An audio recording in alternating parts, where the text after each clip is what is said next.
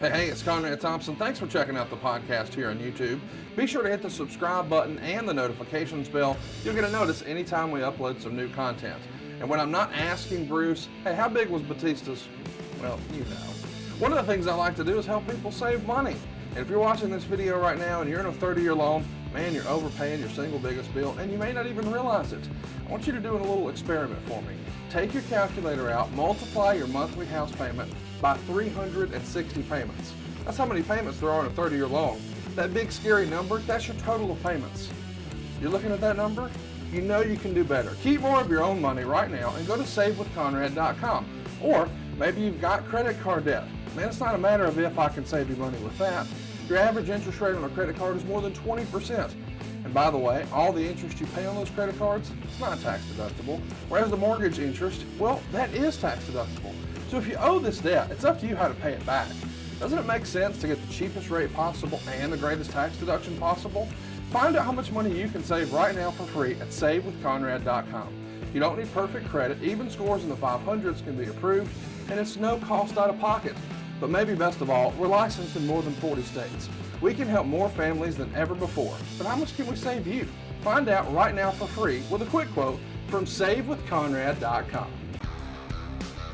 Welcome, ladies and gentlemen, to another edition of Sitting Ringside. My name is David Penzer, and we are so glad that you were able to join us this week for this thing we call a podcast. If you remember, if you've been listening for a couple of months, if you remember, we did an interview with Dillon, did about 90 minutes talking about his Hall of Fame career. And JJ at the time had promised, I had a whole bunch of questions about his days as an executive for WWF/WWE, and then moving in 96 or 97, I believe, we'll find out from JJ, to WCW during the height of the Monday Night Wars. And a lot of stuff that I remember, don't remember, wasn't there obviously for the WWF stuff, but a lot to ask him about, a lot of big angles and things that went down, and certainly remember the WCW stuff. So he had promised to come back, and so we're going to have him back, and we're going to talk exclusively pretty much about his time as an executive between 1989 and 2001, and his memories of some of the biggest angles, some of the ups and the downs of both the WWF and, of course, WCW. So we're going to have him on in a minute. Want to remind you, got some good feedback on my Ricky Steamboat discussion from last week. Want to thank those who sent kind words. And even if you would have sent unkind words, I would still appreciate your feedback. It's at David Penzer, all one word, on Twitter, or at Penzer Ringside. You could reach me if you don't engage in the Twitterverse at David Penzer, all one word, at radioinfluence.com. David Penzer at radioinfluence.com. But hit me up on Twitter. Really like to go back and forth on Twitter, and love for you to join us. Once again, if you enjoy our podcast, be sure to subscribe if you haven't already. Tell your friends and neighbors as well.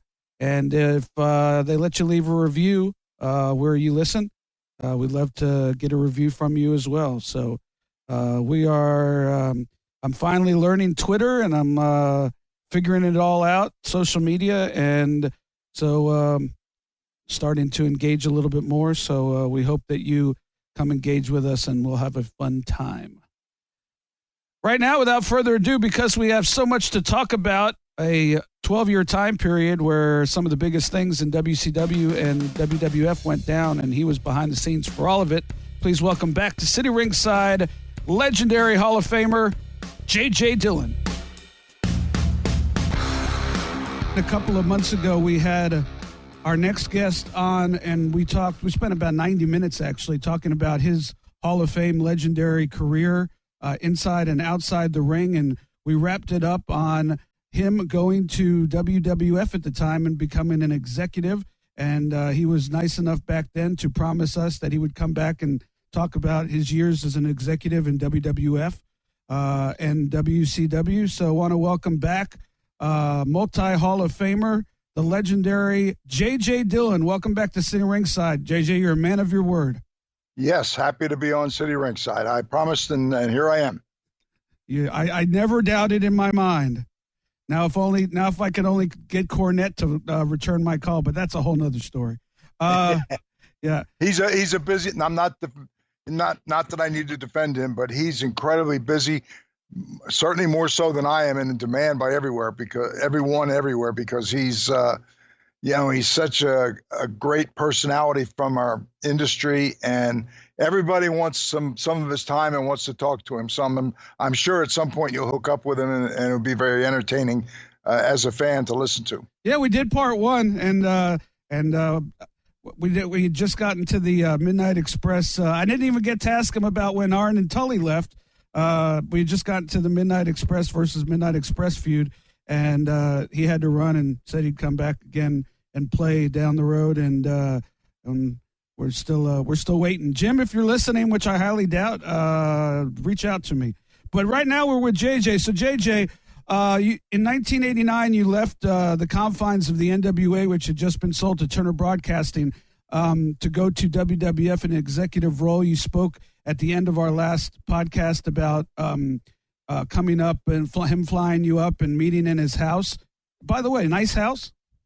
Beautiful house in Greenwich. Hey, anything and everything in Greenwich, Connecticut is everything is zoned 2 acres, and I think the prices all start at $2 million and upwards. So trust me, it's in a private estate. You got to go through a guard gate and be on a list to get in there, and it's a beautiful home, which certainly Vince McMahon could afford, and he worked hard to get to that level, and I'm happy for him. Sure. I'd love to get the listing on that one, but that's a whole nother story. What exactly was your role that you accepted? I believe at some point you were the VP of talent relations, but I'm not sure if that's what you started out as. Actually, I was approached because the company had grown so big, so fast, and Vince McMahon was hands-on with every aspect of it. So all of the pay-per-views, and they were going from 3 or 4 majors a year to monthly pay-per-views. They were running live events, and Vince, like I say, was hands-on with everything, including posters to promote every event had to be approved by him. And he and Pat were doing everything, and they were running 3 towns a night on tour. And I was approached by the late Terry Garvin, who was very close with Pat, and told me that my name had been mentioned several times, and some favorable things were said about me in terms of my attention to detail and my history in the business, and that I basically had been everywhere and worked for everybody. And so my body of work, I guess in terms of a resume, would have been very attractive. And they were interested in me, but like you say, Turner had just bought Crockett, and they were worried because a lot of people were under contract to Crockett that Turner then took over, and they didn't want to create any legal problems. So they said that they couldn't call me. I had to call them. And so I called Terry Garvin, and he said, hold on a minute. And he put me on speakerphone, and Pat was in the office next door. And that's how the whole thing got started. And so that led to them making me a formal offer. And they told me, they said, you can go back, because Turner had just bought the operation from Crockett. And if I wanted to go back and see what kind of offer they would make to retain my services, that's never been how I've done my business. I make decisions based on the personal contact with the people that I'm talking to. And if I have a comfort level, it's more than would maybe I have done a little bit better financially. I'll never know, because I didn't choose to go down that avenue. But I was made a very, very fair offer, and I said I wanted to talk it over with Lindsay, who we weren't yet married at that point. And of course, we were married 14 years and since of divorce, but we're still friends. But I wanted to go and talk it over with her, because it was a major career move for me. And the next day I called and said, okay, I'm not even interested in WCW or Turner making a counter offer. what they offered me was very fair, and really they were the brand, the true global brand in wrestling. So in terms of prestige, to have been recruited by them and given a very attractive offer, I thought was something I was very proud of in and of itself. Absolutely, 1,000%. So, what did you? So you just came on board. You didn't really have like a distinct title, or they just just needed help, and so you just went in and helped Pat and Terry, or did they hire you for a particular thing? Just curious. It was actually Vince was hands-on in every aspect of the operation. So during the week, he would be at the office first thing in the morning, there all day. And if there was any meeting on marketing or pay-per-view or getting approval for posters for the next paper, Vince was hands-on and had to give his approval. And all of the creative, because he was actually running 3 towns a night. So the pay-per-views that were just at that point, I think, going from 4 majors a year to doing a monthly pay-per-view and then doing 3 tours a night, everything was being done by Vince and Pat. And the workload had become, just all-consuming, and they needed help. And some people said some very complimentary things about me, which Terry Garvin passed on to me, and I made the phone call and met Vince in his house and was basically offered a job on the spot and didn't go back to WCW to see what they wanted. Vince impressed me with his presentation and what he offered me, and I made a decision on that basis and never looked back. So I bet when Diamond Dallas Page coined the term self-high five, I bet you when you started hearing Jim Herd stories down in Atlanta, you probably gave yourself a self-high five for that move. Well, yeah. And I never have been one to look over my shoulder. And I met Jim Herd one time that he came in, and the Turner people were excited about him coming on board because they were a broadcast company.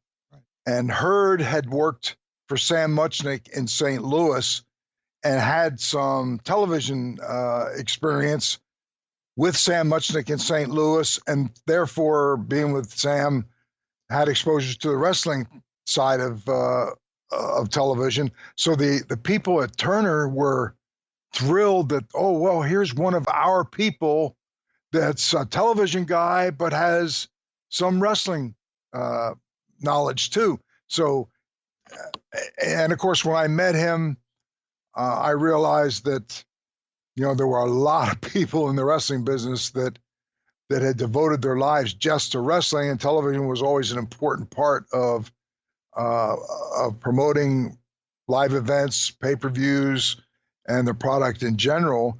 And, Jim Herd just was basically, in terms of the wrestling business, really a novice. And You're being kind. I'm being kind, yes. And my philosophy is always, and if I don't have something really complimentary to say, I usually don't have anything to say. And so that, like you said, that's complimentary, and I'm speaking from the heart. And as I reflect back career-wise, I think it was a good decision on my part to move on. So this is what I went back and did. And like you said, Vince made the final decision, whether it was creative or a poster or no matter what it was. But so what I did is I wrote down some of the more historical things that happened during your tenure that people remember, that had that changed the business. And I'm just going to bring up a topic, and you could tell me, what your involvement was, if any, and if not, what your thoughts were at the time, because you lived it. You got to live it in an inner sanctum of only, maybe half a dozen people at the most. So I just love to get your thoughts on it. The first one being 1990 WrestleMania 5, the move.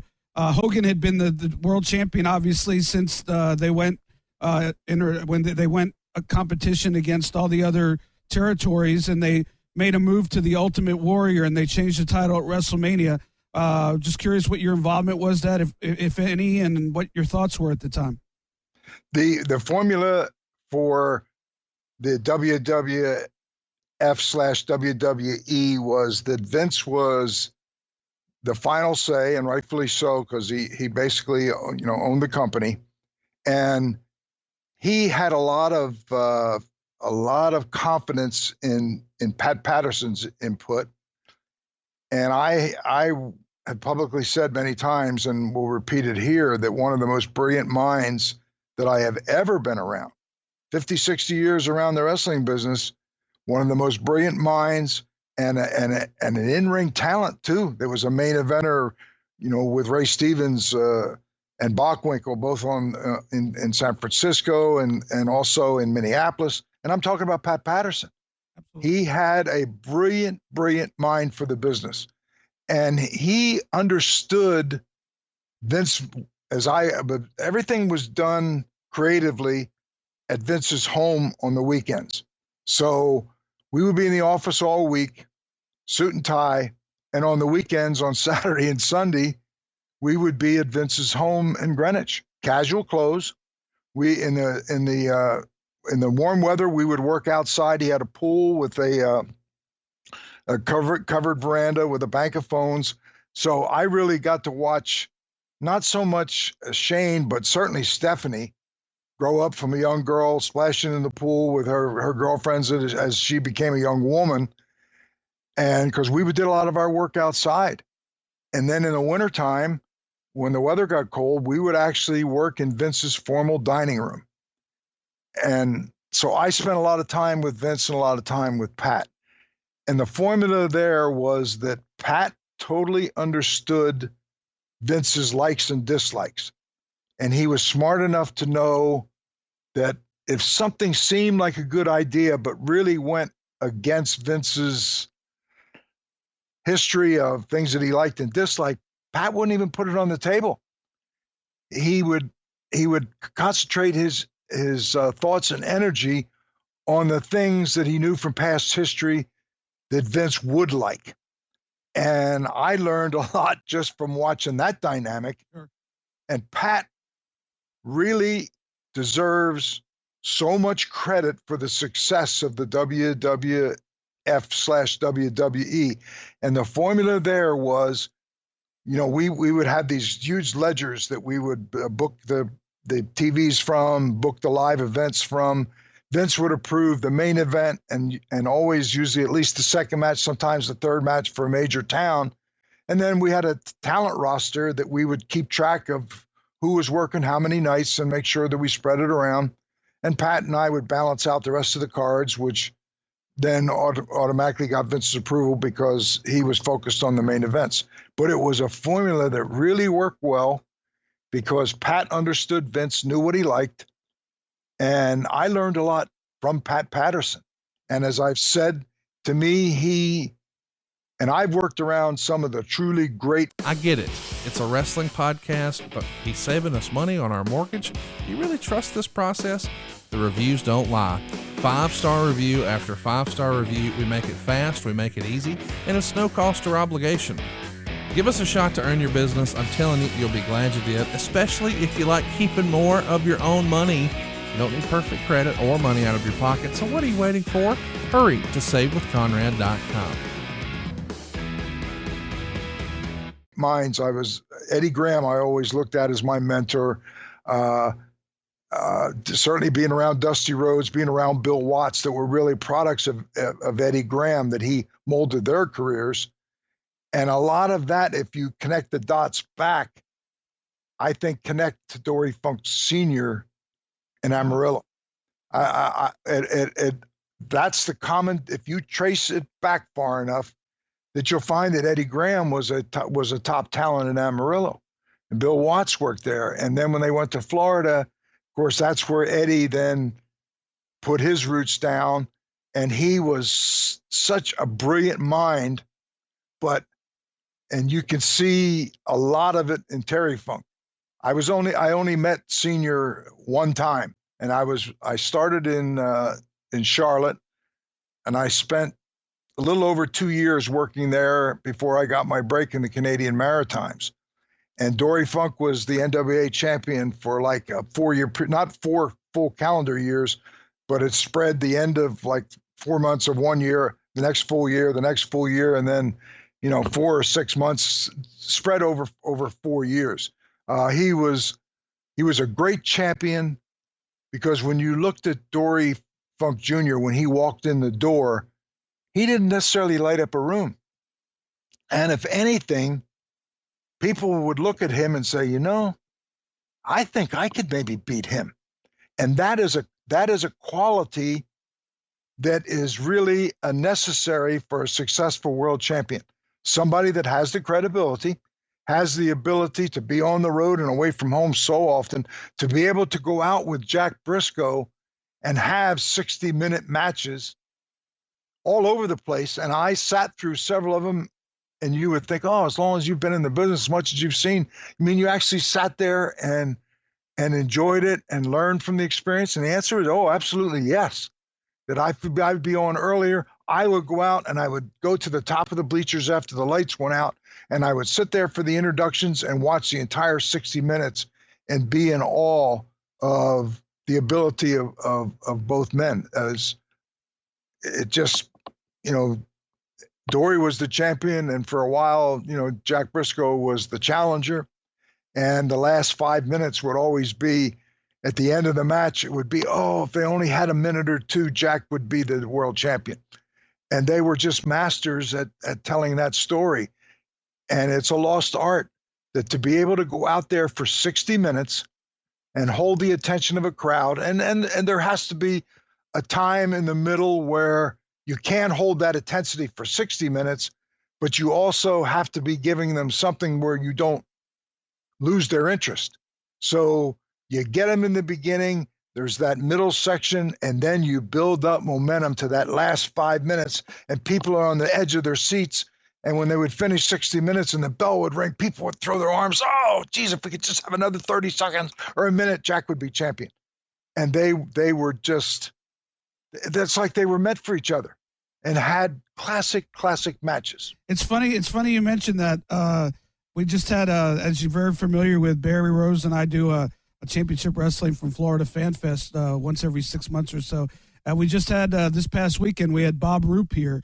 And Bob, it's almost like you and Bob are reading from the same script. He talked about not only would he go up in the bleachers and watch the main events pretty much every night, he especially pointed out the Briscoe Funk matches and about how, Jack would get him in the figure four with a minute left, and the people would go nuts, and they were sure that he was gonna get Dory to submit, but the time would run out. And he said it was like you just said. He said it was a formula that worked unbelievably, and Dory would lay there at the end in total exhaustion, and they would bring the championship belt in that he couldn't even stand up and get his hand raised.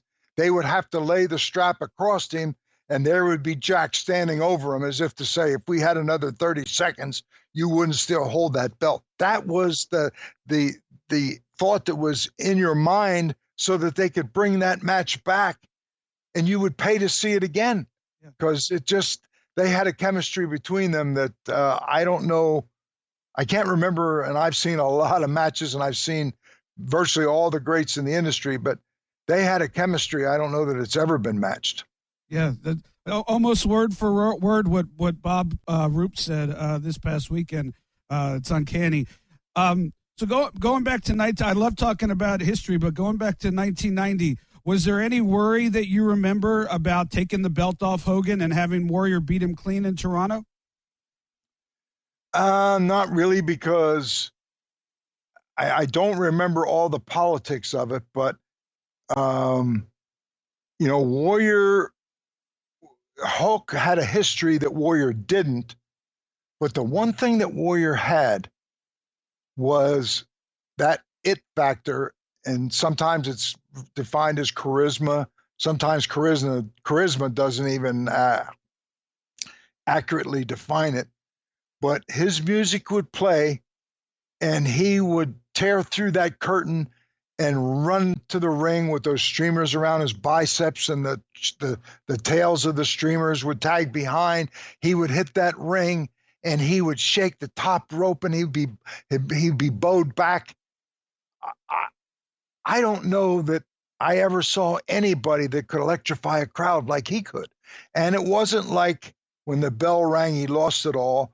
I mean, he didn't have the innate wrestling foundation that a lot of other guys did, but he had that something extra that few other people had. And that's why he was, he was so successful. And Hulk was kind of a safety net that Vince could always go back to. But at some point you had to try to look beyond Hulk and see who out there could be the next one to be anointed.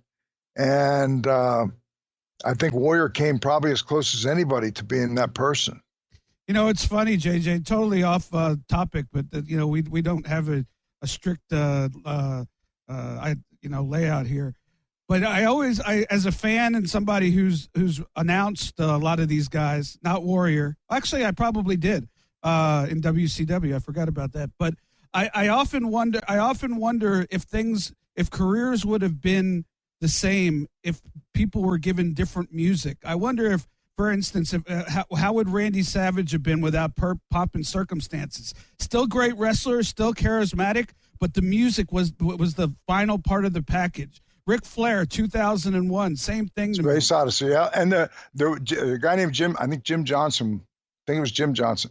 He wrote a lot of original music that was then, I think, copyrighted by the promotion then to be the theme music for a lot of guys. And it's amazing how it's like, and the Bushwhackers was a great example.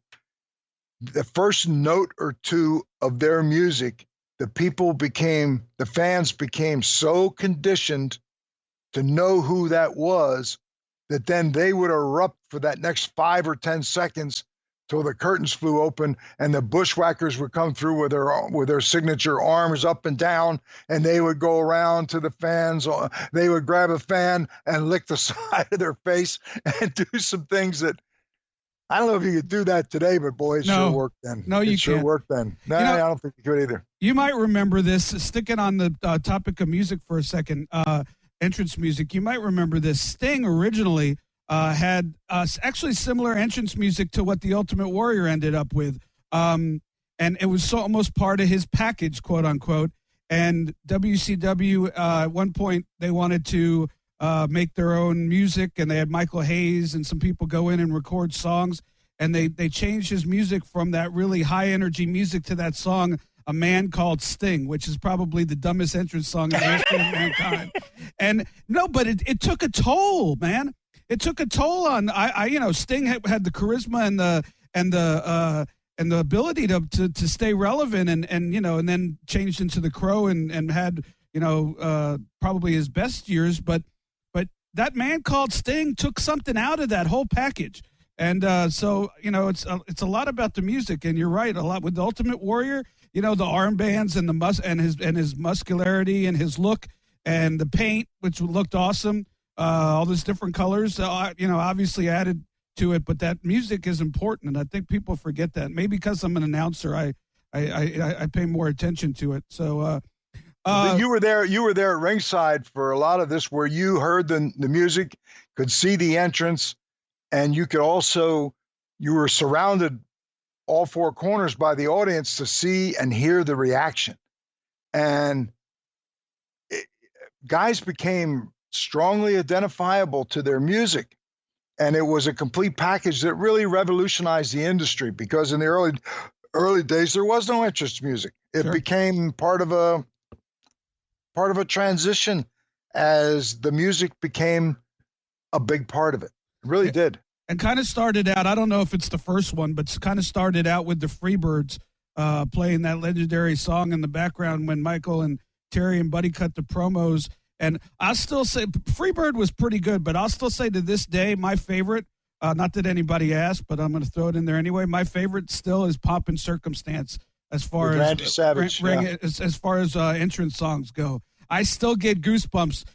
Even if I'm at a graduation, I hear Pomp and Circumstances, and I think back about, the many times, that I watched it as a kid and then got to announce it as an adult in WCW.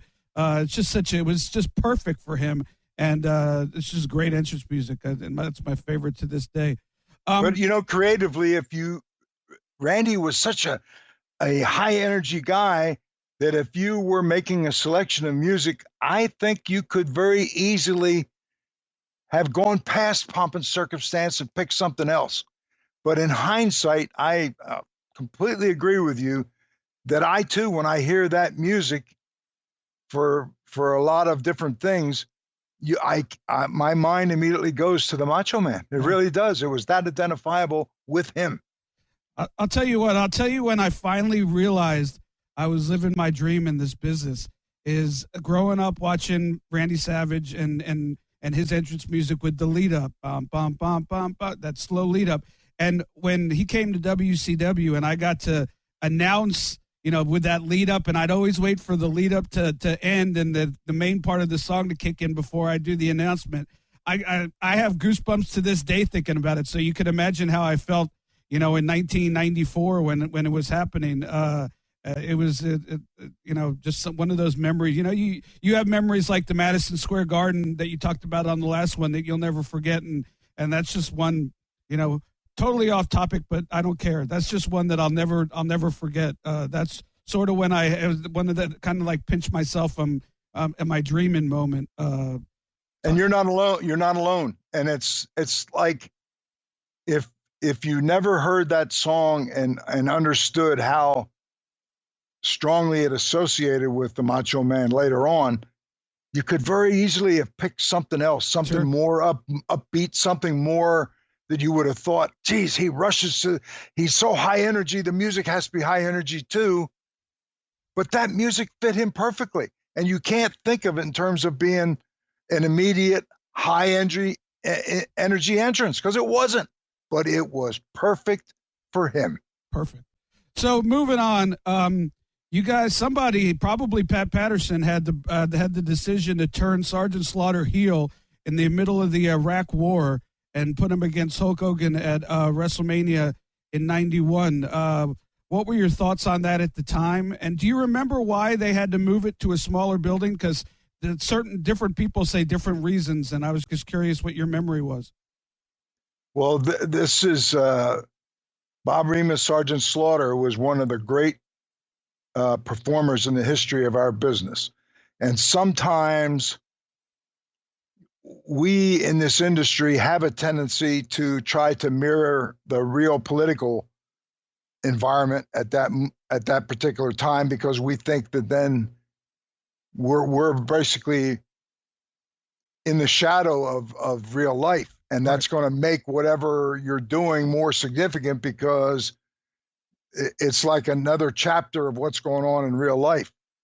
But for some reason, that Sergeant Slaughter was so identifiable with our flag and with that character.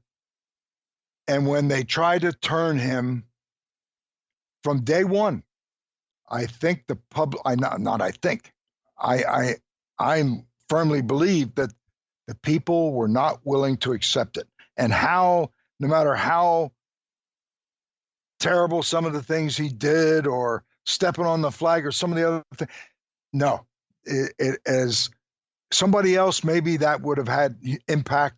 Slaughter was so identifiable with being a hero to our country that it never bore fruit like everybody that was on the creative side really assumed that it would.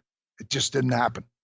Sometimes shock value is good, and sometimes shock value turns on you. But they even brought in the Iron Sheik, who was from Iraq, to align with Slaughter, and that didn't work either, quite frankly. Nope. Do you remember why they moved? It was supposed to be at an outdoor stadium in L.A., and they moved it into like a 12,000 seat indoor arena.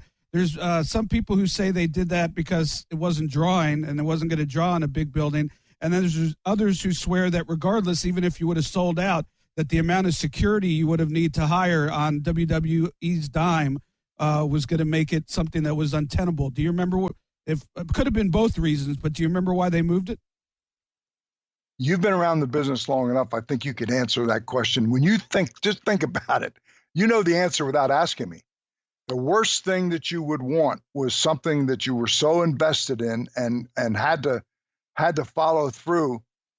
And if you could see by the immediate response to interest in tickets, it would have been promotionally suicide and suicide to the people to have gone in a huge outdoor arena that ended up empty. And it's like the Great American Bash, the series of Great American Bash later, that was kind of something that Dusty wanted to put his signature on the map. And we went to a lot of stadiums and brought in really hot country artists to do a concert in conjunction with the matches.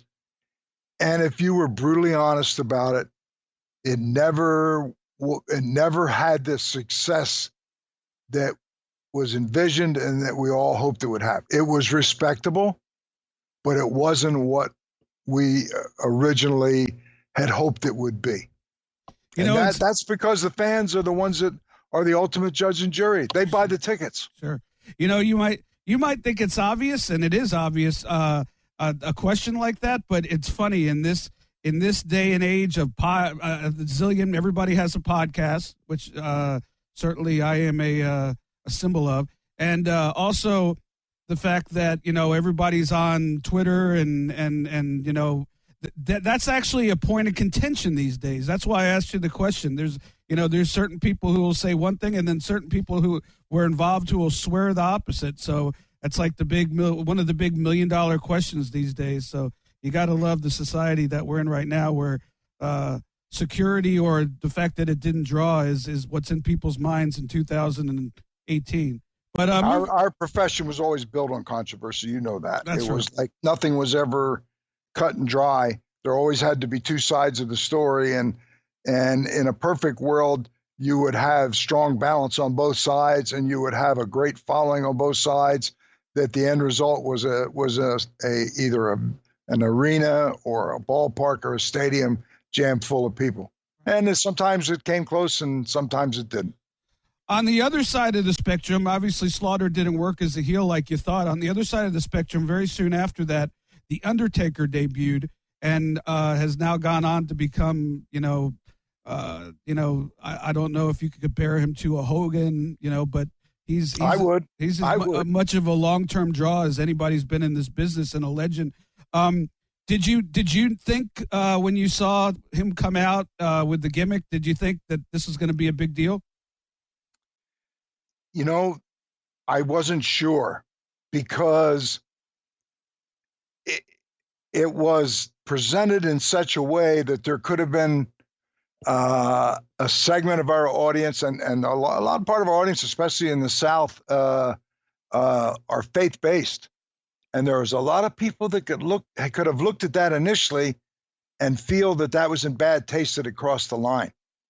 And that was a risk. And it's like somebody that's, being raised from the dead. And you can't, the Christian faith is based on Jesus Christ, who was nailed to a cross and was buried, and 3 days later came back. And so there were some people that thought, this is too close to the faith of a great large segment of our population, that it's very risky to go down that road. Sure. I totally never thought of that. And it's a brilliant point. And my producer looked at me when you said that at the same time and mouthed, I never thought of that. And it's just, you're absolutely right. You're taking a chance of alienating a large portion of the fan base, and it worked. In 1991 at the Survivor Series, there was a match with Hogan and Undertaker that ended in a disputed finish. they did a pay-per-view, and I could only, and this is what I wanted to ask you about, because I could only imagine this was like a test to see if something like this would work.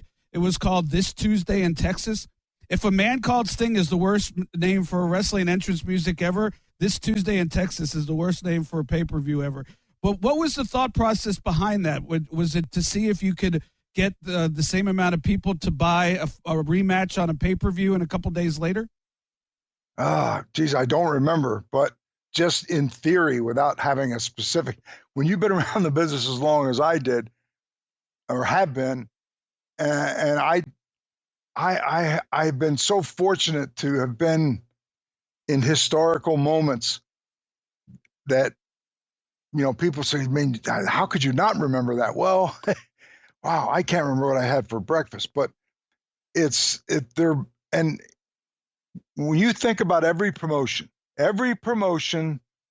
and this is true of every place that I've ever been, and I know you're going to say, oh yeah, that's true, that every pay-per-view or main event match was going to be, quote unquote, the greatest ever. Sure. Now, how can something then turn around and a month later be the greatest ever? But our audience was forgiving as a general. I'm talking about wrestling fans that accepted the hype and didn't come back and say, well, you said it was going to be this, and boy, it certainly wasn't. Fans wanted to accept what they wanted to accept, and you had to be careful of not to over embellish something.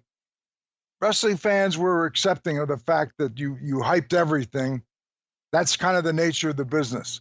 And I think part of the appeal of wrestling is that fans would get excited about that hype and not hold you accountable. You said the same thing last month. Fans something happens and now it's history. Sure. And they focus on the next big thing coming along. And thank goodness that's how traditional wrestling fans mindset works. Otherwise, you and I probably wouldn't be having this conversation because nobody'd be listening. Right, absolutely. It's funny you mentioned not remembering. Don't feel bad. I was on another podcast about a month ago, and somebody asked me about the segment on on Nitro when Hall and Nash wrestled 3 strippers, porn stars, and I had no memory of it. And I Googled it, and I found it, and I kind of still had no memory of it. I don't either, so don't feel bad. Okay? I don't either. But it was I did see it, and it was very unmemorable. So that's probably why. But there's certain things people ask me about, and I'll remember it like it was yesterday, and certain things people ask me about, and I had no recollection whatsoever. Speaking of history, Ric Flair comes to WWF. As the former manager of him in the Four Horsemen and somebody that was in the inside circle of WWF, did you have any involvement in that? Not directly, no. And I sometimes I have a tendency to always be looking forward and again, it kind of seems contradictory to logic if anybody's been in the business. You want to learn by your history. You want to learn not only by your successes, but you also want to learn about your failures. Why did something not live up to the expectations or the hype? But my focus is pretty much always been not overanalyzing anything from the past, but looking forward, which means that even subconsciously you have to draw on your accumulated history of everything you've done up to that point. So it's not like it's not consequential, but it's like the tools in your toolbox. You open the toolbox and you see a lot of things in there that, oh boy, if I ever need that I'm glad that's in there. And you can't remember when the last time you used it, but the next time you need it, it's very, very gratifying to know that, I'm glad I saved that and it's in there because right now I need it and there it is. And that's how the wrestling business is, that you and I guess I have to speak for myself. Um, all that history is in there, even if I don't consciously draw from it each time. There are points where I draw from part of it, and I'm fortunate to have the ability to retain not a lot of that. And I guess it's just another word really for experience. There is no substitute, basically, in anything that you do in life with experience. That with experience, if you draw on that experience, looking forward, you're going to get better because of the experience that you had. And you may not think of it that way, but ultimately that's really how it plays out, that you get better at what you're doing as a result of your successes and your failures, and learning from both. Knowing Flair like you did and being so close to him, did you think that was really going to be a game changer to, maybe seal the deal of putting Turner out of business when Flair came? No, because it's you. If you do something with a thought in mind that you're going to have a negative impact on the other guy and put him out of business, if you're spending time in that thought process, you're not doing yourself justice. In other words, there's only so many hours in the day and so much information that you can absorb and make decisions from. Is prior experience important? Yes. But it's something that's kind of there and it's in your memory bank. And sometimes it's nice to have somebody remind you of something and say, oh yeah, boy, that was so good at the time, and you relive that moment again. But I never wanted to dwell on the history. As important as the history is going forward, I always wanted to emphasize my thought process on looking forward and what was going on. And unconsciously, I was using my past experience, both successes and failures, to really guide me going forward. And I only speak for myself, but that's what worked for me. Do you have any recollection why Hogan and Flair didn't happen at WrestleMania 8? It's like if you could put a perfect match at the time on a platter, to me it would have been at least Hogan versus Flair. Do you have any recollection of why that didn't happen? I don't know that Vince McMahon would ever say that he uttered these words. And I'm not really sure about who said it first, but I heard it a lot more, repeated a lot more than maybe people would want to. And that was the phrase, "This match was made 5 years too late." That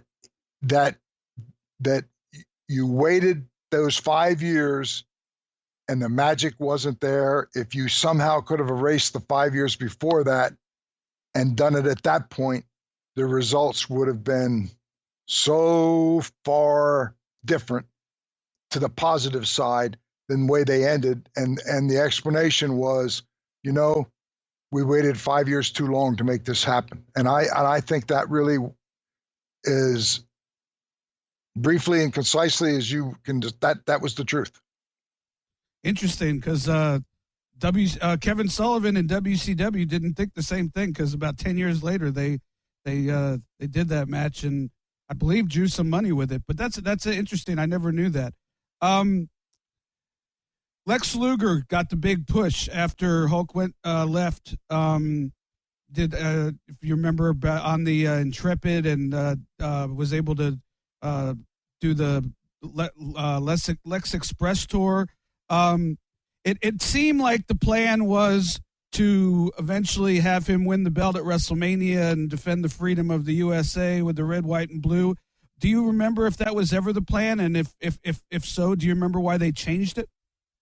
I'm sure that your description is probably close, may have been verbalized in a different way, but that was the mindset.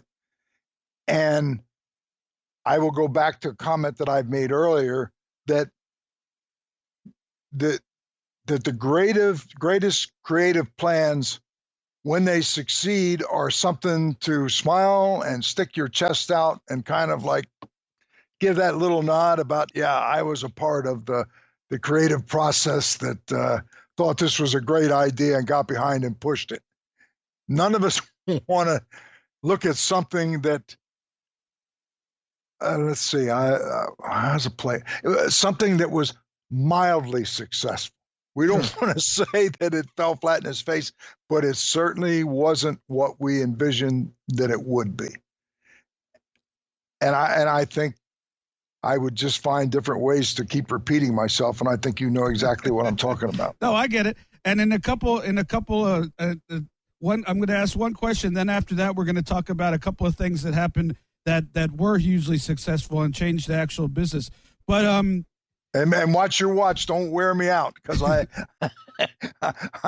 thought process as the day wanes on slows down, and I don't want the fans to be disappointed and think that I don't have high energy. No, I do. We're more than halfway done. You mentioned this earlier. One of the reasons you were brought in was because they started doing the In Your House pay-per-views. How did that change the booking dynamic? Because you were booking for TV for house shows and 4 big pay-per-views a year, and then all of a sudden you're booking pay-per-view to pay-per-view month to month, which is something they still do. How did that change the dynamic, and how much harder was it? Or maybe it was easier. I don't know that it was easier. It was a lot of pressure. But Vince, I remember when we used to do TV, when I first went there every third week, and we would do 3 weeks of TV on a Monday for Superstars and 3 weeks for Challenge on a Tuesday. And if it followed a pay-per-view on a Sunday, that was exhaustive, for lack of a better way to, when you were done Tuesday after a pay-per-view and 3 hours of Superstar and 3 hours of Challenge, and the prep that went into writing all those shows was totally exhausted. It would be like, find me an island somewhere where I could go and I would never want to be quoted as I'm saying, give me a couple days away from wrestling, because you never get away from it. Right. And I know Vince used to have a legal tablet on his nightstand with a pencil there, and he would wake up in the middle of the night, either having dreamed or consciously thought of something, and he would sit up, turn the light on, and scribble down some notes for fear that come morning he would think, is this something that I really thought of, or am I just kind of remembering bits and parts of it that were really a dream? And a lot of ideas that were later followed up on and became incredibly successful were things that in a quiet moment, and I think anybody that you never get away from the business. It's 24/7.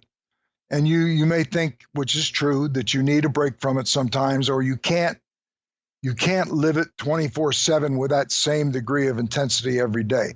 You have to ebb and flow. And but it becomes your life. And it doesn't matter where you were. And a lot of people, like when I went to work for Vince, would ask me about something that I saw on WCW, and having just left there. And I would say, I didn't see it because I don't watch it.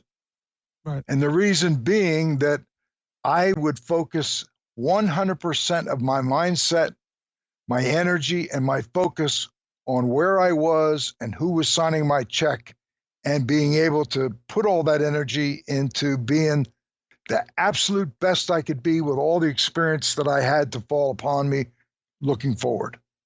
Absolutely. And that formula always worked for me.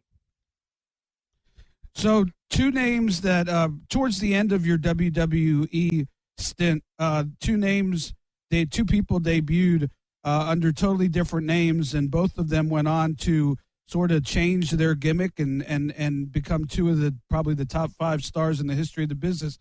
I'm talking about Steve Austin, who debuted as the Ringmaster, managed by Ted DiBiase, and Rocky Maivia, who later on became The Rock, who's The Rock, yeah. now the biggest movie star in going today. And I wouldn't be surprised if the guy ended up president of the United States, quite frankly. That could well be. He's and I wrestled his grandfather, Samoan High Chief Peter Maivia. Right. Wrestled his father, Rocky Johnson, when he was a huge star, a Florida champion. And then I don't know that I ever wrestled The Rock, but when The Rock and Mark Henry both came on board, and I wasn't the person that actually was totally responsible for hiring both of them, but I was part of that decision process. Right. And I remember like it was yesterday of going to that first, and I don't know if it was a TV or if it was just like a live event like the Garden or somewhere. And The Rock was there. And he said to me, pulled me off to the side, and he said, I know you go back to my father and my grandfather, so I know that I can kind of open up and be myself and speak honestly with you. And I also know that you have some influence. You're part of the hierarchy. And he said, can you make some phone calls and help get me out of here? I'm that unhappy. Oh my God. Yeah. And I said, okay, let's just not go crazy for a minute and help me understand why you feel that way. And he said, well, all my time in the business, from the time that I got out of college, I was figured in Florida, and things have always worked out. And the one thing that I always had was I always had money in my pocket. And that made me feel secure at that moment. And he said, right now, I don't have $2 to rub against each other in my pocket. And I just feel vulnerable. This is him privately now talking to me. And he said, can you get me out of here? I know you know everybody and can make some calls and make it happen. I said, okay, I'm glad that you feel good about being able to open up and talk honestly with me, because yes, I do go back to your grandfather, your father, and I have experienced virtually everything that you're experiencing right now. What I can tell you is that at this particular moment, you can't begin to imagine what lays in front of you in terms of success and financial rewards. And for you to have a momentary moment where it hasn't happened yet, it's been talked about, and because you don't have $2 in your pocket, this is your lowest low. Give me 5 minutes. Put it on hold. I'll see you here in 5 minutes. I came back in 5 minutes. I said, give me your hand. And I took a wad of maybe $300, $500. I don't remember what the exact. And I said, now close your hand around that. Now put your hand in your pocket. Tell me you feel a little different. And he started to smile and he said, yeah, I don't have to worry about how I'm going to pay for my room or my car payment. And he said, that's why you are where you are in this business, because you've experienced all this yourself. I don't have to explain it to you. You've lived it yourself, and you understand better than anybody else that's here what my mindset was. And in that moment, just putting some cash in his hand and in his pocket changed his whole mental attitude. And he was okay. And that bought some time for him to see the road to success start to unfold in front of him. And he then was on the upswing a couple years later, and I had a couple photos taken that I'm looking at up here on my wall.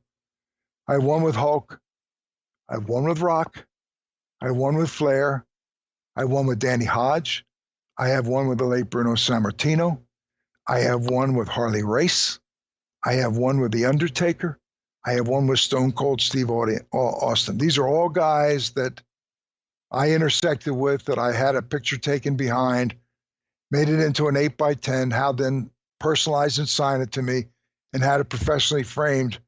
And these are my memories that just anytime that I look back, I never have any moments where I look back at my career and don't have feel good moments. But man, looking at that every day makes me realize how fortunate I have been, how lucky I have been that so many good things happened to me in my career. And it's because I love this business. Nobody has worked harder than me. A lot of people have a lot more ability than I have, but nobody wanted it more than I did or worked harder than I did. And those moments early on, and when I brought it was 2 years till I got that picture with The Rock, and we were down in Miami when the weekend we were inducted into the Hall of Fame, and asked him to sign that picture, and he pulled me off privately, and he put that picture down and put his hands on his cheeks, his fists, and he stared at that picture for what seemed like minutes before he signed it. And he said, "Do you remember when this picture was taken?" And he reminded me of that conversation and how I probably could have talked for an hour to try and rationalize why he shouldn't feel the way he did, but I've been around the business long enough that I cut right to the chase to knew that he had no money in his pocket, and that's why he felt bad at that moment. And all I needed was 5 minutes to get somewhere and get a pocket full of cash and come back and put it in his hand and completely change his mindset. That's an amazing story. And you talk about changing history. If you'd have made that call and maybe got him a gig in WCW for $50,000 a year, The Rock may never have happened. So that's amazing. And something else, I don't know if you know, but the name of his production company is called $7 Productions, because and he tells people the reason that he named it that is because at his lowest, when he first got in the wrestling business, he had $7 in his pocket, and he'll never forget how he felt. So that all kind of comes full circle, and really, really cool story. I'm so glad that you shared that. And to think how history could have been changed. And I don't like to think that was a crossroad that had I not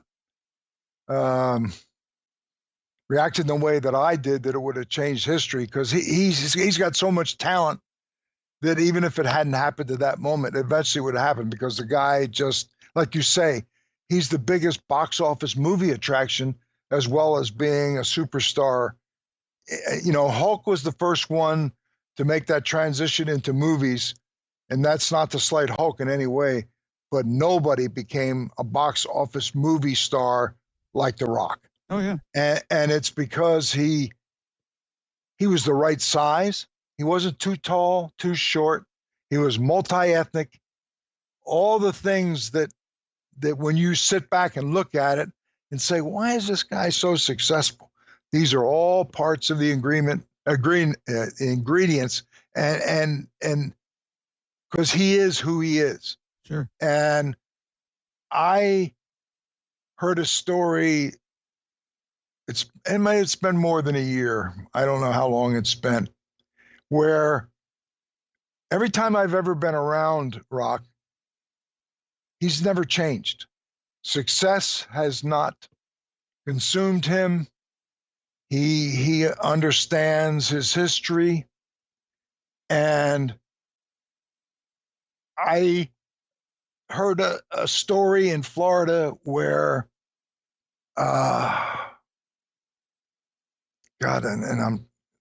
it's a guy that lives in one of the legends, like a lot of guys live in Florida. And the guy, Rock pulled up in a pickup truck, got out of the pickup truck, and whoever it was, he says, "How you like my new truck?"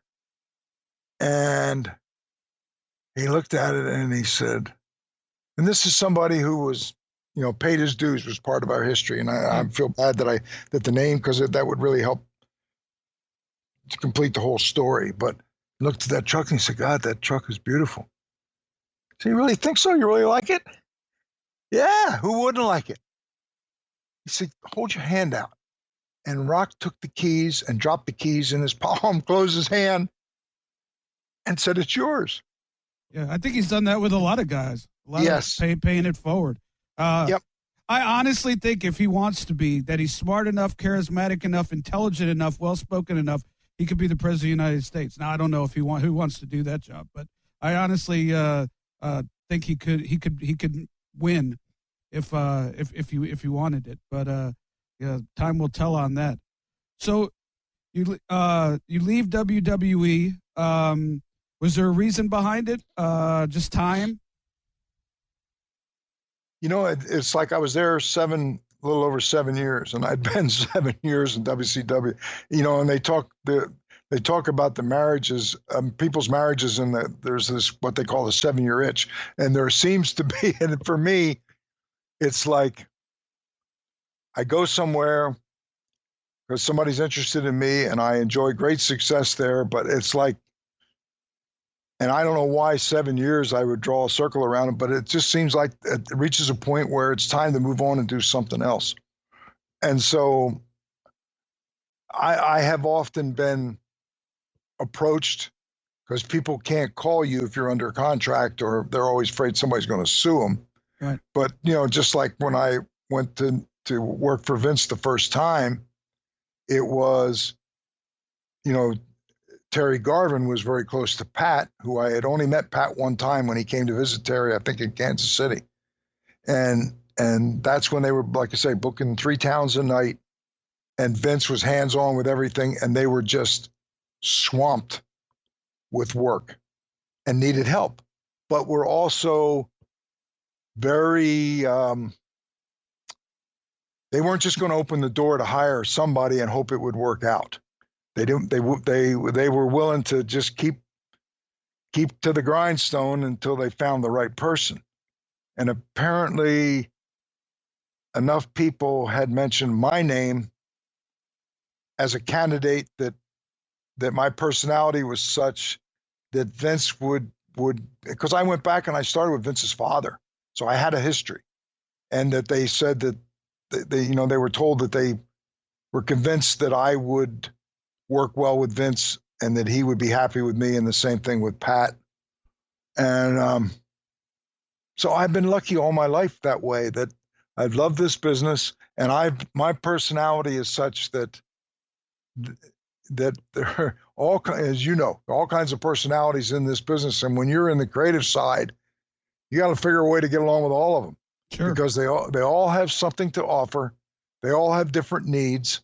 And usually you're in a position where you've got to interact with all of these people. They can't just be people that share a personality like yours, or somebody that under other circumstances would never in a million years be your friend. But these are important people to the business, so you got to figure a way to work with them. And I don't know whether it's my personality, whatever it is. I've never seen you angry. I've seen you shake your head and, like, what the hell, why are they doing that? Sort of off to the side. But I don't think, I've ever seen you angry. Everybody in this business usually has to blow off some steam. And I don't think I've ever seen you blow off steam, at least in front of, in front of a large group of people. And maybe I think that's the reputation that I have in the industry. And it's not because I don't have feelings or that I don't have emotions, because that's our business is selling emotion. And so I understand that, but I've always been a businessman, and I think a part of my success may go back to those first 5 years that I was a full-time wrestler, and enjoyed some success that everywhere I went, I held a major title. And so once I focused my attention on the creative side of it, I think unconsciously I thought, well, unlike a lot of other guys who haven't had my foundation, feel that if they get in over their head or it doesn't work out, well, what else are they going to do? And I always had in my subconscious that I would survive in the business because my needs financial needs and other things are not such. It wasn't about the big house on the hill or driving the Mercedes or whatever. I just, that's just me. And so my things in life, family was always important to me. I wanted the best for my family. And I think if you can, if that's the way you're etched out, where it's not about personal rewards and material things and jewelry and clothes, which if those were the things that were important to me, I couldn't have abandoned them if they were part of my core personality, but they weren't. It was, I got great satisfaction out of, in my own quiet way, of developing a reputation for having success in this business because of my temperament, because of my personality, and because of my history, that people wanted me to have a chance because, and a lot of it was luck too. I never was somewhere where I just fell flat on my face. And a lot of it was because there were people around me who helped me succeed. It wasn't because I was this great genius, because I don't think I was and am. So your on-air role, you come to WCW, your on-air role is as a commissioner. What was your official office role? I was primarily brought in to work behind the scenes, and I always had a stellar reputation for attention to details, for seeing the big picture, right, and for being able to coexist and get along with talent, some of which were fiery and temperamental, some of which were very laid back and easy. I could get along with all of them. And you came to the right place. I came to I was,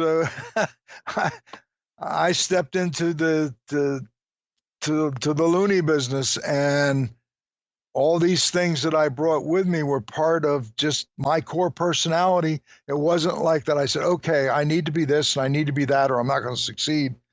Because I think at the end of the day, you are what you are, and you can temporarily give the appearance of being something, but if it's not really you, that's going to come out in time. And like you made a point a little bit earlier that really meant a lot to me.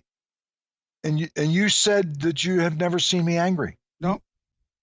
And there have been moments where I have been frustrated. I don't know if I would ever go to the point of being angry, but in this business, if you say that you were never at a moment where you were frustrated about someone or something or some scenario, man, you're kidding yourself, because we're surrounded by that. And I had the ability to process all that and to be able to get past it. Sure. And as I look back, I've had a phenomenal career, and a lot of it I attribute to my personality and my mindset, and to luck, really luck. Couple more questions on WWE. I know you said you don't like to talk bad about people, so I not looking for shit on Eric Bischoff answer. A lot of time has passed, but on WWE.com and a Where Are They Now type article, you said, quote, and I quote you, Eric had his agenda and I wasn't necessarily in sync with what he was doing. What were you guys out of sync about? Wow. I think that statement encompasses my mindset without going into any more detail. Eric had qualities that I don't possess. And by that, I mean, he's a really good looking guy, had youth, and he had the ability to get with the hierarchy at TBS beyond just the one brand of WCW, but to go to the board meetings and be able to interact with those other people, where I was looked at as a wrestling guy who had a stellar reputation in the industry, but I was looked at as kind of pigeonholed as a wrestling guy. Eric wasn't. Eric, yes, came from Vern Gagne, but he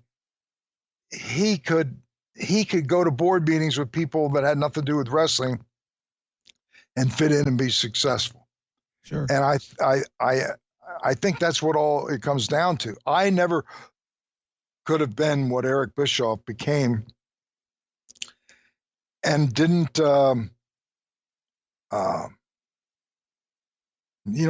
wasn't critical of.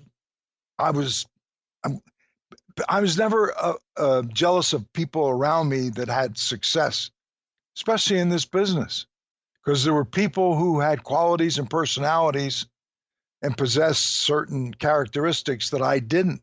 And some of those characteristics were important of them moving up the pecking order. And Eric was a perfect fit into the TBS hierarchy.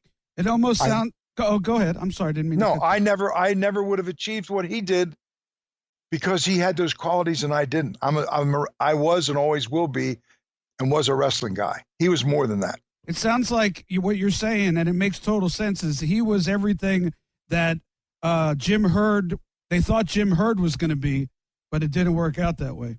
Yes, I think that says it very well. And there were times where I had frustrations with Eric because even unconsciously, if I thought he fast-tracked to success in the wrestling business where I had paid my dues forever. But it wasn't with any animosity that I looked at him that way. That was just probably in private moments, that's how I thought of this situation. And I never looked at people who had success and moved up the ladder and being either critical or jealous or in envy of those people.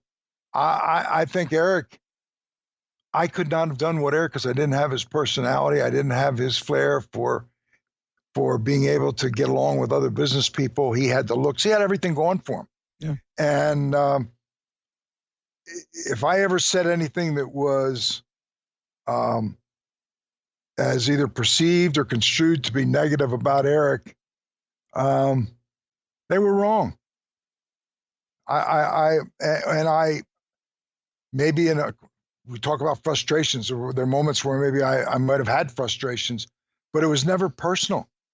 If Eric walked into this room right now, I would get up with a smile on my face, walk up, and I'd put my hand out, whether he put his hand out first or not, and pat him on the back and say, I'm happy to see your credit to the business. That's how I genuinely feel. Sure. So probably one of your least pleasant moments in the business. I got two more questions because I'm not going to end with your least favorite moment in the business, and maybe I'm wrong, but there was a time where Eric was sent home. Vince Russo came in, but then he went home, and it sort of fell on you and Kevin Sullivan and Bill Bush, who was sort of the money guy, to take over the reins. And that is when the guys who became known as the Radicals, plus Shane Douglas and a couple more, threatened to walk, and they didn't walk. But Eddie Guerrero and Perry Saturn, Chris Benoit, Dean Malenko. Tell me about what you remember about that experience, because it changed the business in some ways, but in some ways you were sort of kind of stuck in a situation that you had no real control over, quite frankly. Yeah, when Vince, I was responsible for Vince Russo coming in, that I was approached by a third party who was there at the time, who said they were friends with him and that he was miserable and wanting so bad to get out, but that he couldn't call anybody. Somebody had to call him. JJ, not to interrupt you, I don't want to be rude, but the interesting news is he's still miserable all these years later. But go on. But anyway, it's like, and I don't remember who called who. Anyway, but a meeting was set up at the Marriott at the airport in Atlanta. I remember it. And Ed Ferrara Ed Ferrara came with him because they were like a package deal. Right. And it was intended to be a kayfabe meeting that we hoped wouldn't get out, that if we didn't come to satisfactory terms, that no one would know the meeting ever took place, and he could stay where he was and hope that things took a turn for the better. And so the meeting took place, and Bill Bush, I was kind of a go-between, and Bill Bush was there, and everything went up until that they were going to talk about their money deal. I excused myself from the room because that was a discussion between Vince and Ed and Bill Bush that was beyond the scope of what my responsibilities were. And I never, was felt that anybody should not get the best deal that they can possibly get. And of course, I was happy that they came to terms, whatever they were. To this day, I don't even know exactly what they were. But we came on board, and where it took a turn not for the better was once Vince was there and I was so totally behind him, my philosophy on how television in the wrestling business should be structured, and Kevin and Sullivan and I were in lockstep with each other. And Vince was on a whole nother planet of what he thought the television, because I looked at, I guess old school from the point that you needed television to drive live events and pay-per-views because that's where your money was. Right. And that's where we kind of got off on a bad, and the problem was I was instrumental in bringing him in. I'm sure he had a big money deal. And then at that point, he had a contract where they were paying him so much that for Bill Bush to put him on the sidelines and Bischoff on the sidelines, in hindsight, was, though it seemed like something that had to be done at that moment, it was not a very long-term solution, because somebody higher up the food chain was going to look at how much those checks were going to those guys each week and figuring, what are we paying them for if we don't have them in the mainstream doing something? So that's how it kind of played out. As far as the guy, just a little backstory to that day, because I was good friends with those guys, and Vince had convinced the guys, the Benoits and the Deans and the Eddies, the Saturns, the Shane Douglases, that the Halls and the Nashes and those guys, they were going to be on the same level. He was going to give everybody an opportunity, because there was different levels, back in 96, 97. And, you had sort of the cruiserweights. Those are the guys we're talking about. And then you had the Halls, the Nashes, the Hulks, the Stings, the Lugers. And so when Vince went away, those guys all didn't trust that they were going to get their opportunity, even though Chris Benoit had the world heavyweight title in his suitcase. So did you just, was it just at that point you just decided, look, if you're not happy, go? Behind the scenes politics has always been a part of our business. It just seemed, in hindsight, at that particular period was much more intense. Plus, the big difference was, in prior experience, I had always worked like with the Crockett family, or where they were, their roots were the wrestling business. And suddenly I was in an environment where that didn't exist. It was a division, one single division of a broadcast company.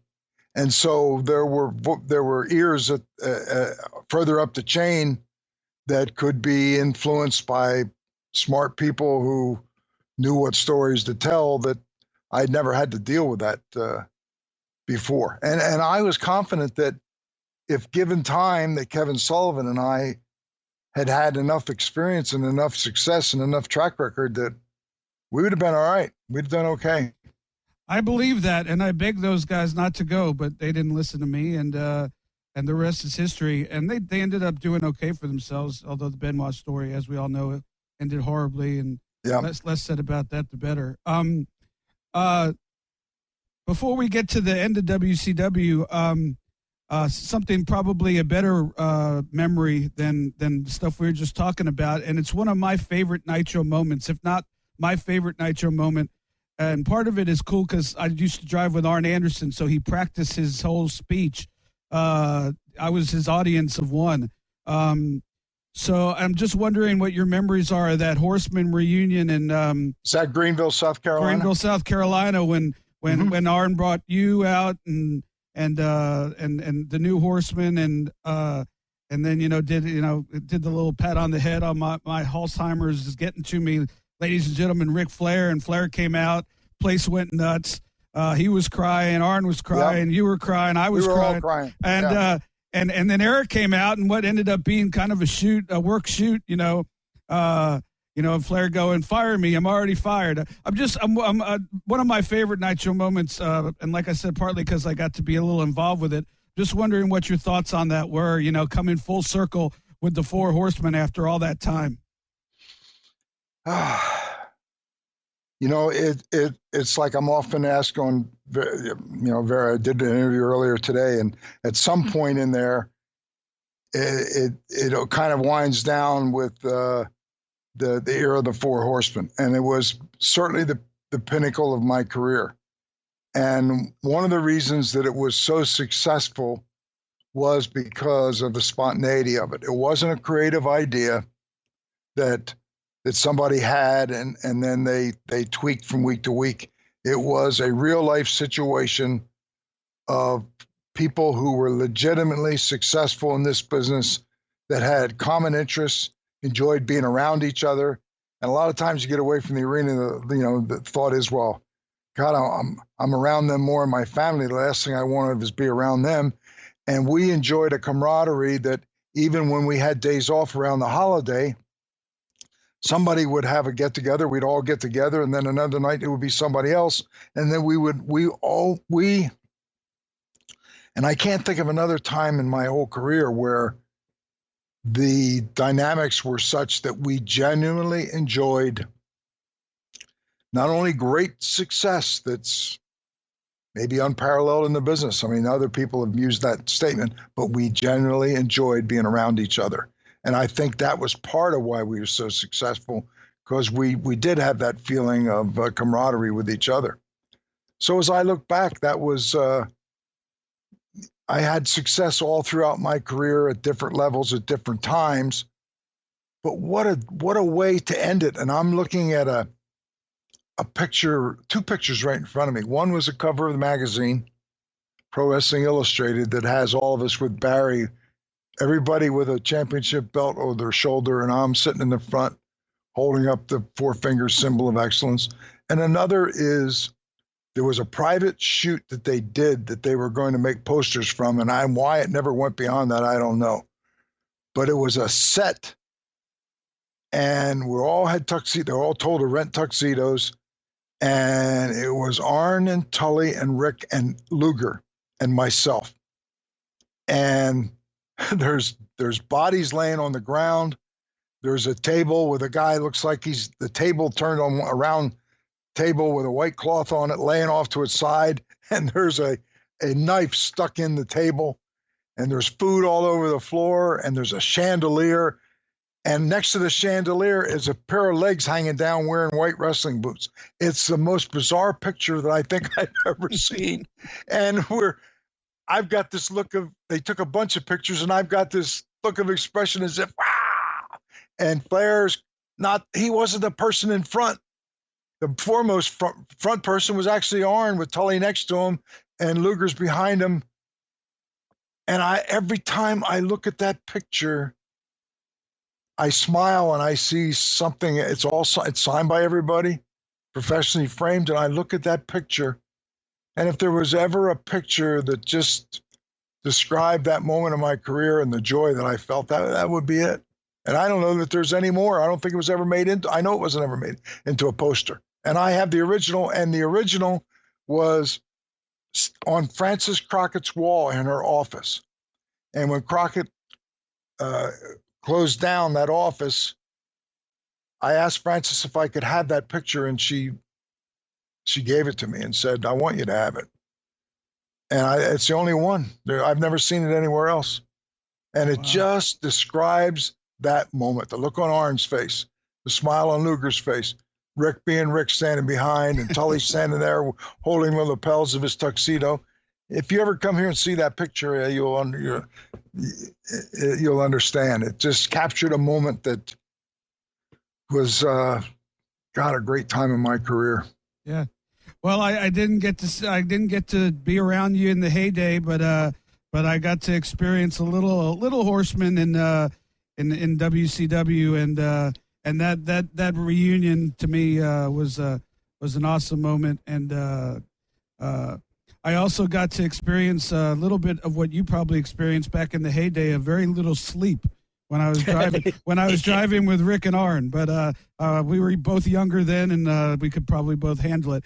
Hey, JJ, last time we let you go, I had a whole nother list of these questions to ask you about your behind-the-scenes executive roles, and I'm so glad that you were able to come back and answer them. Some of the stories are things I don't know that have ever been told. Some stories that I heard tonight I don't know have ever been told before. So you know what we need to do? We need to commit to coming back with a volume 3 where we can sit down and you could keep those notes and thoughts, and at another time when my mind is fresh, and I think we could do another round that I'm hopeful that the fans will want to indulge us and sit with us and listen to the stories. Well, you've seen so much, from the 60s and 70s all the way to the Monday Night Wars and everything in between. It basically a walking encyclopedia. If only you didn't mind if only you didn't mind talking bad about people. But no, I'm kidding. I'm joking. That's not your way of doing things, and I know that. But yeah, definitely a trilogy it will be. So you just let me know when your mind is fresh, and I'll go back to the drawing board, and I'll find a whole bunch more stuff that I could pick your brain about, because I could pick your brain for 6 hours easy, and still have another 2 pages of questions. Well, I have enjoyed this. I'm always comfortable because I've known you for a long time. We've made trips down the road together. I respect you and what you've done in the business, and people that respect the business, I respect those people, and you're one of them. And it's just like getting prepared for this. Obviously, you look back and have done your research, and it's not been any wasted time. And I have a tendency. Somebody used to tell me that Nick Bockwinkel this way, that you ask them what time it is, and before they tell you, I got to explain to you how the watch is put together. And I have a bad habit of doing that. I get a question and I go off on a tangent, but I've enjoyed this conversation, and I would love to get together and continue it. I don't want the people to say, "Oh my God, doesn't he ever shut up?" But no, and thank you for the kind words, and we will be seeing each other, I believe, based on the advertising, in a couple of months in Chicago at that StarCast event. So I'm looking forward to seeing you then, and you never know, maybe we could do something live there. Yeah, that would be great. Yeah, because the who's who of the industry are going to be there, and it's like a podcast convention, and then it's grown from that, and I'm looking forward to that. It'd be great to get together. All right. Thank you for this episode. Like I say, you've done your research. And you lived a lot of it, so you're not talking in theory. You've experienced a lot of it, and then you've done a lot of research on other things where you weren't personally involved. And hopefully your audience has hung with us and enjoyed this conversation, and we'll get together and continue it. Thank you, sir.